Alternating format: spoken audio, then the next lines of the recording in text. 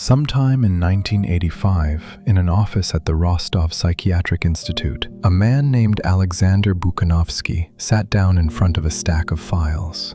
The files contained crime scene photographs, forensic reports, pathology summaries, the accumulated physical record of what had been found in the forest strips alongside the railway lines of the Rostov Oblast over 7 years of investigation.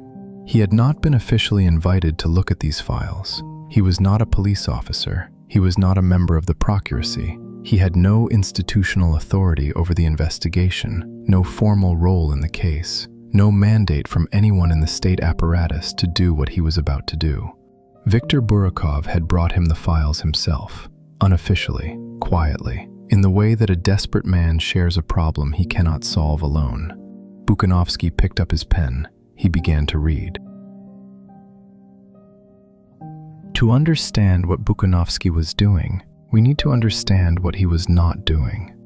He was not trying to solve the case in the way that the militia understood solving. He was not looking for physical evidence, for geographic patterns, for the kind of material proof that a Soviet court would accept. That was Burakov's work, and Burakov had been doing it for years, with the results we have already accounted for. What Bukhanovsky was doing was something the Soviet investigative apparatus had no category for, no procedure for, no institutional framework that could accommodate what it produced.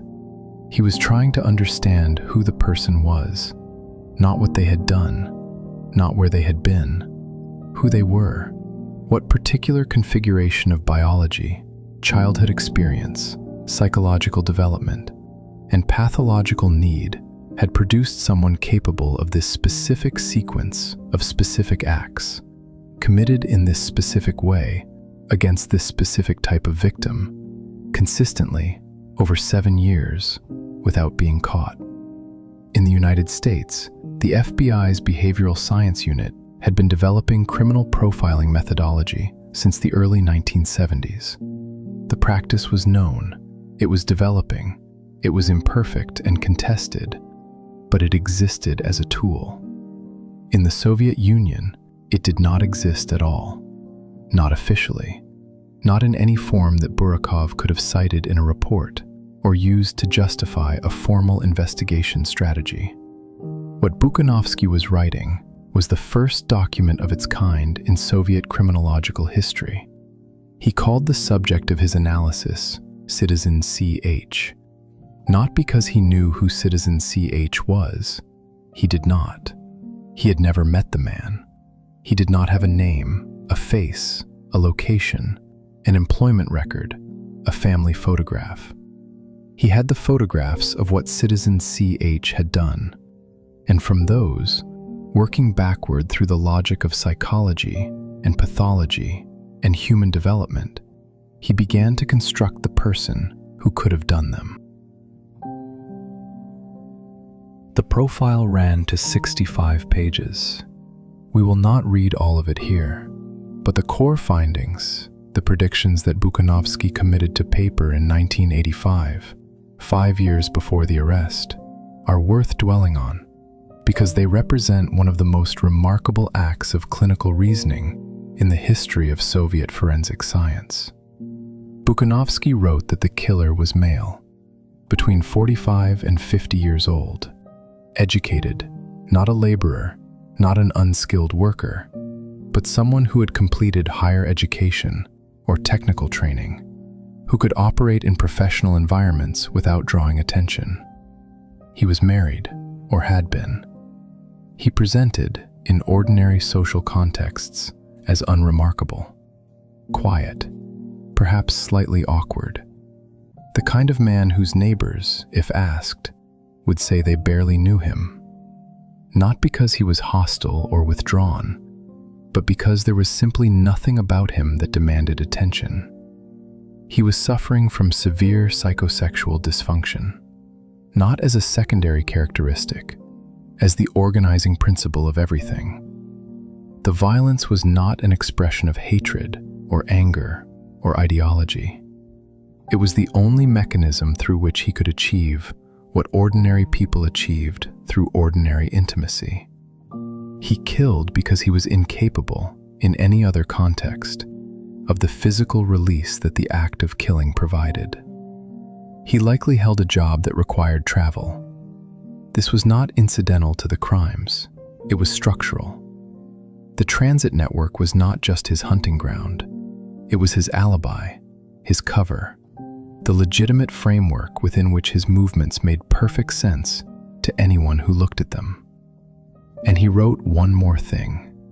He would not stop voluntarily. The compulsion was not something he could manage or suppress indefinitely. He would continue until he was caught, or until he died. Burakov read the 65 pages. Then he read them again. What the profile gave him was not evidence. It did not name anyone. It did not point at a specific individual or provide a single piece of information that could be tested against a suspect. It gave him something more difficult to quantify and more important in practice, a framework for thinking about what he was looking for. For 7 years, the investigation had been looking for something monstrous, something visible, something that announced itself. The satanic cult, the gang of deviants, the obvious self-declaring predator whose crimes were expressions of a personality so aberrant that it would be visible in ordinary life, in ordinary interactions, in the way he moved through the world. The profile told him to stop looking for that. Look instead for the man who appears completely ordinary, who is, in most respects, and for most of the time, actually ordinary, who has learned, by necessity and by the specific requirements of a double life sustained over many years, to present a surface so unremarkable that it generates no interest from anyone around him.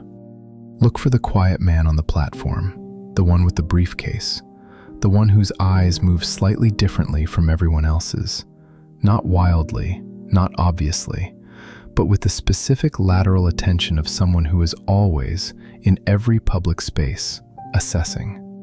Burakov went back to his platforms. He went back with different eyes. The years between 1985 and 1990 were years of surveillance and frustration. Operation Lesopolousa, named for the forest strips that had absorbed so many of the murders, expanded steadily. Thousands of undercover officers were deployed across the transit network of the Rostov Oblast. A card index system cataloged tens of thousands of individuals observed behaving suspiciously near children on platforms and in bus terminals. The operation was, by any measure, one of the largest domestic surveillance deployments in Soviet law enforcement history. It did not catch Chikatilo. Not because the surveillance was poorly executed, because the target had adapted. In the years following his 1984 arrest and release, Chikatilo had shifted his geography, moving some of his crimes to the Ukrainian SSR, to the Uzbek SSR, to regions outside the Rostov Oblast, where the Lesopolousa dragnet had no reach. He had slowed his pace in Rostov specifically, aware at some level that the platforms were being watched, redistributing his attention to areas where the watching was thinner. He was not genius. He was cautious in the specific, operational way of a man who has already been arrested once and walked away, and who understands that the walk requires care to repeat. Meanwhile, the body count continued, quietly, sporadically, in places far enough from Rostov that the connections were not immediately made. In 1987, the Rostov investigation compiled a suspect list. It contained the name Andrei Romanovich Chikatilo. He was there because the analysts working through the card index records had cross-referenced his 1984 detention, the frauderism observation, the knife and the rope and the Vaseline, with the accumulated profile data, and had flagged the match. His name had surfaced through the system he had already passed through once and survived. The list was submitted to the senior prosecutor overseeing the case. His name was Isa Kostoyev. Kostoyev reviewed the suspect list and dismissed it. He was focused on other lines of inquiry that he considered more promising. Other individuals in the system whose profiles he judged to be stronger matches. Chikatilo's name was noted and set aside. Between 1987 and 1990, Chikatilo murdered at least 8 more people. Each of those 8 deaths sits directly in the space between the list that Kostoyev dismissed in 1987 and the arrest that finally came in 1990. They are the cost of that decision. Not a decision made in malice, not a decision made by a man who was indifferent to the victims, but a decision made by a man working under pressure with imperfect information who prioritized the wrong thing. Years later, the judge presiding over Chikatilo's trial would single out Kostoyev by name, would say, from the bench, in front of the victims' families, that his negligence had directly resulted in preventable deaths. Kostoyev did not dispute the finding. By the autumn of 1990, the Lesopolosa operation had reached its maximum deployment. Hundreds of undercover officers were stationed across the transit network. The card index system contained the names and details of nearly 200,000 individuals who had been observed and logged at Soviet transit hubs over the course of the operation. The bureaucratic apparatus of the investigation was enormous, a sprawling, paper-based intelligence system built entirely by hand in an era before computerized databases, maintained by officers who understood that somewhere inside those files was a name that mattered. The name was already in the files. It had been there since 1984. Chikatilo, in the autumn of 1990, was 54 years old. He had been killing for 12 years. He had been observed, detained, released, named on a suspect list, ignored, and was now, by the accident of surveillance density, operating in an area where the watching had grown dense enough to matter. On October 17, 1990, he committed his penultimate murder. A young man in the Rostov area, lured from a station, taken into the tree line. He was not observed. He returned to his ordinary life, his apartment, Faina, the briefcase. He waited for the need to return. It returned. On November 6, 1990, a young woman named Sveta Korostik went missing. She was a transient, one of the many young people moving through the margins of Soviet society in its final, dissolving years, without fixed address, without the Propiska registration that would have anchored her formally to any particular place. She was exactly the kind of person whose disappearance the Soviet system was structurally inclined to ignore. No permanent residence, no employer to report an absence, no institutional connection that would generate an automatic alert. She was 22 years old. Chikatilo had encountered her at a rural railway station outside Rostov. He had done what he had done dozens of times before: the approach, the offer, the walk toward the tree line. Her body was found in the forest several days later. But on the afternoon of November 6, 1990, something happened that had not happened in 12 years of murders.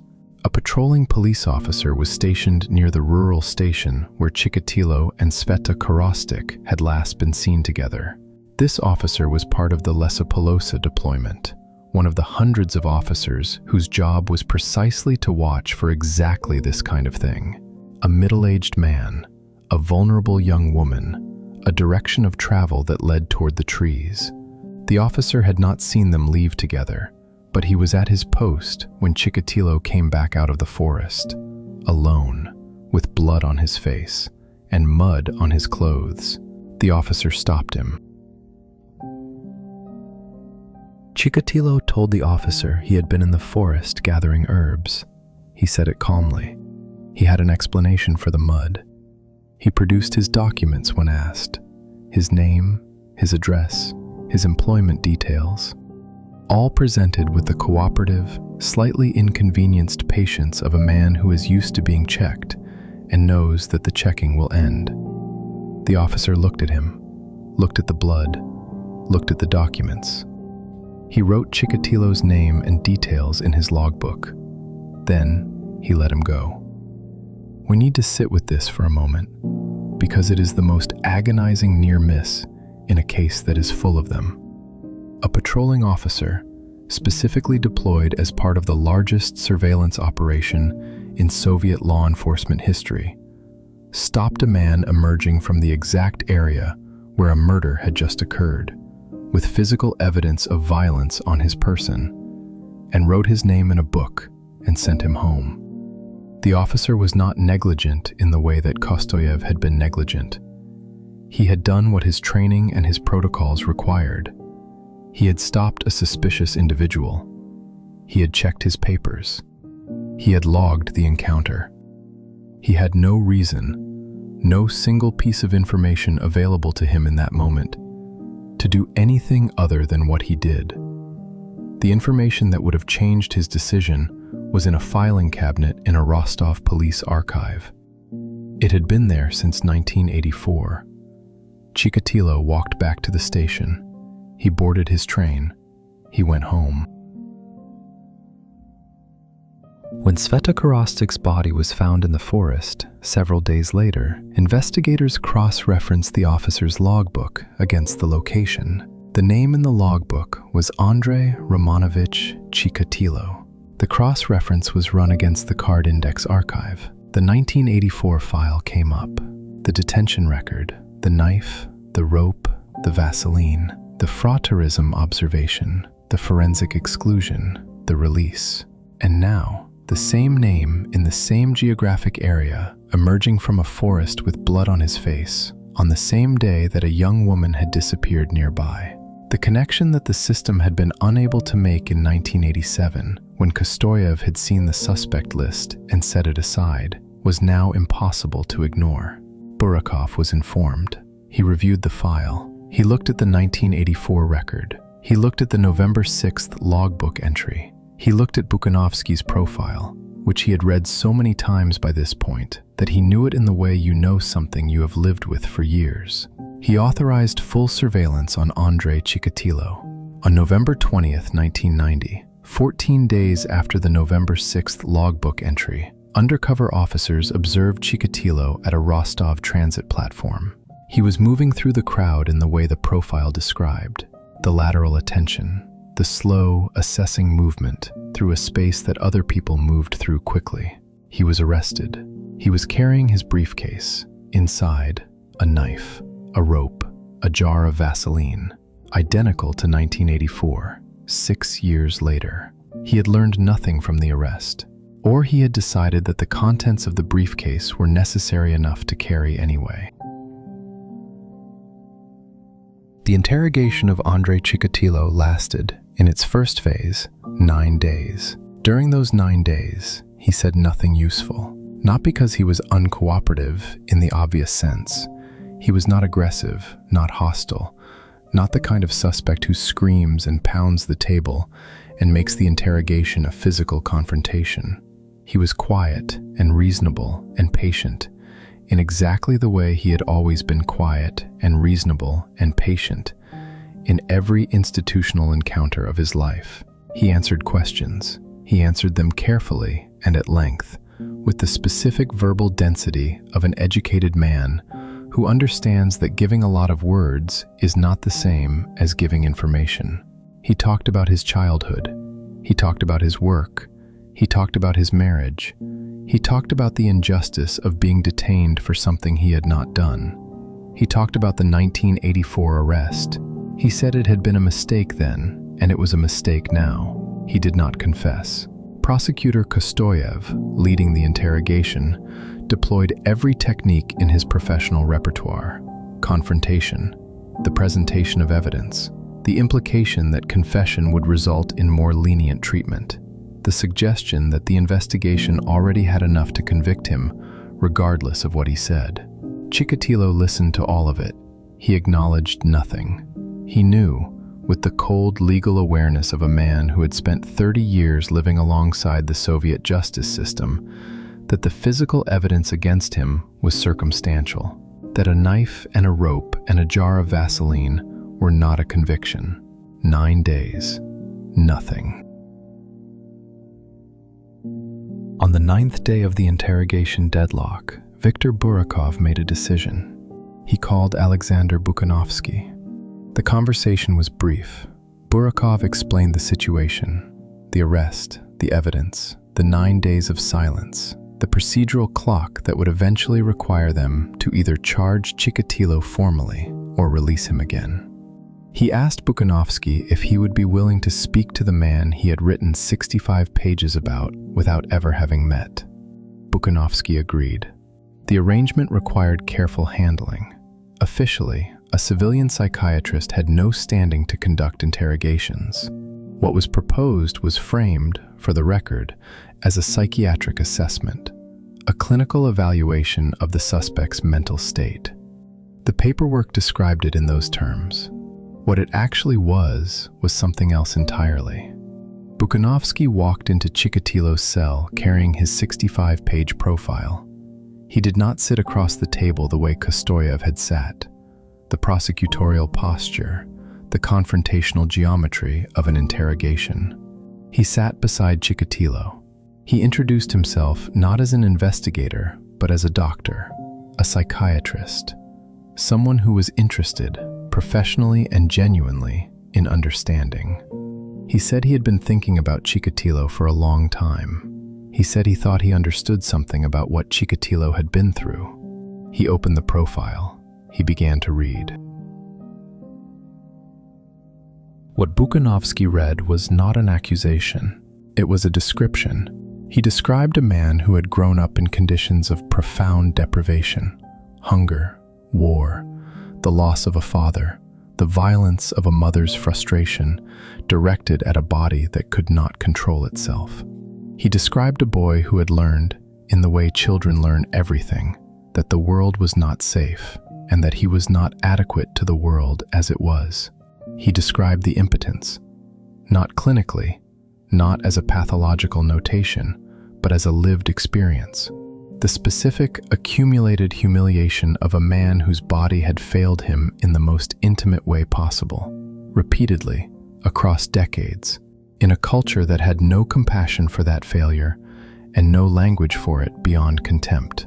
He described the need, the thing that had grown in the space where ordinary connection could not exist, the thing that had found, in December 1978, the only mechanism that had ever worked, and that had returned to that mechanism again and again because it was the only one available.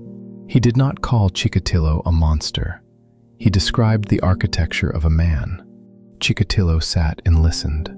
He listened the way a person listens when something they have never heard before suddenly accounts for everything.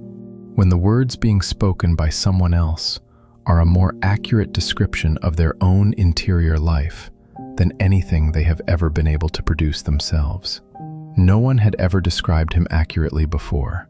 Not his mother, not his wife, not the investigators who had questioned him in 1984, not the prosecutor who had spent 9 days trying to break him. Bukhanovsky had. Chikatilo's face changed. He put his hands over his face. He began to weep. When he could speak, he said 4 words. Yes, it is me. Between November 30th and December 5th, 1990, Andrei Chikatilo confessed to 56 murders.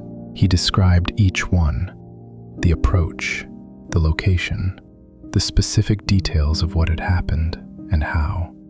He named victims that the investigation had not yet connected to the case. He led investigators to bodies, or to the places where bodies had been that had not been found. He was cooperative. He was thorough. He described the events of 12 years of killing with the same careful, precise language he had always used. The language of an educated man, a literature teacher, a person accustomed to the organized articulation of complex information. The investigators who sat with him during those 5 days later described the experience in terms that were consistently difficult to translate into ordinary language. Not because the content was beyond description. They were professionals. They had seen the files. They had stood over the evidence. But because the man sitting across from them, describing these things in his quiet and careful voice, looked so entirely like an ordinary person. He looked like a clerk, a teacher, someone's grandfather. He looked like the man his neighbors had barely noticed for 27 years. The man whose wife had believed, sincerely and without any basis for doubt, that she was married to someone quiet and private and fundamentally unremarkable. He had been all of those things, genuinely. The mask had not been a mask in the usual sense, a false surface over a true interior. It had been the larger part of him, the part that existed for most of every day, in most of every context, for most of his adult life. The other part had existed too. Both were real. After the confession, Bukanovsky wrote a final clinical assessment of Andrei Chikatilo. He confirmed what he had written in 1985, before the arrest, without ever having met the man. The profile had been accurate. The age, the education, the employment, the psychosexual pathology, the double life, the transit method, the victim selection, the escalation pattern.